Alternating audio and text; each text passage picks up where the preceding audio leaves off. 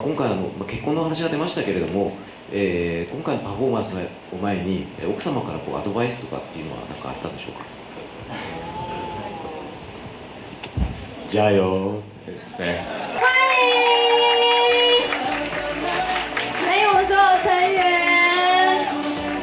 哇，很多人跟我们的超级巨星，我们后麦巨星打声招呼。皆さん挨拶をね。大家久等了啊，我们来了，我们是 EXILE。谢谢。很久没有我在海外一起表演，希望你们喜欢，谢谢。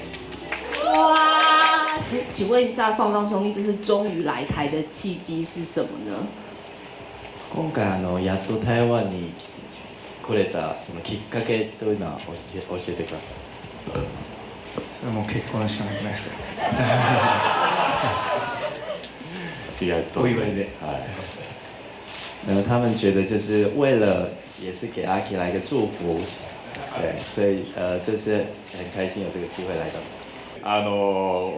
本当に自分もね結婚してから台湾の方々にですね本当にアジアの方々に温かく迎え入れていただき本当に祝福の声をいただいて感謝の気持ちでいっぱいでしたしそういう気持ちに応えるべく一番の恩返しはパフォーマンスかなと思いましたのでメンバーの皆さんに相談したところもうアキラさんのために台湾行くよってみんな力強く言ってくれて本当に感謝の気持ちでいっぱいだったのでこの思いも一つパフォーマンスにぶつけます。はい。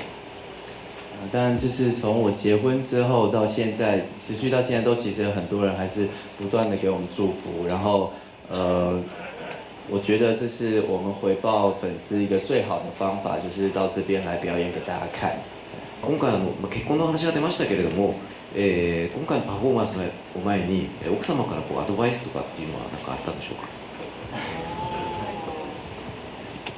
加油ですね。頑張ってっていう感じですけどもでも本当にそうですねジュリーも喜んでくださってましたので、アドバイスっていうよりはやっぱり応援してくださってるって感じですね。はい。本当に期待してるっていう感じだったので、はい。あと僕らの宿泊しているホテルの部屋にアキラさんと奥様からお土産がウェルカムお土産みたいなのが置いてあって。とてもパワーをいただきつつ手書きのね、はい、あれ奥様が書いてある。そうですね僕字汚いんでお願いしましたすごい素敵な和紙に、英語でWelcome to Taiwanって書いてあってね、感動しました。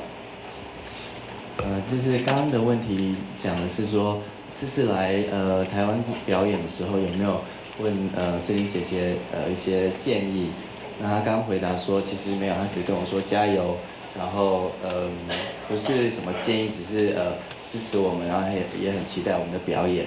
那他自己补充到说，其实，在我们的饭店的房间里面每一个人的房间里他们两位都准备了一个这边的小礼物给大家，然后有志玲姐姐亲手写的一些欢迎的词，这样子，他觉得很窝心。巨星红白艺能大赏就在1月24号晚间，记得锁定台视频道。谢谢大家，谢谢。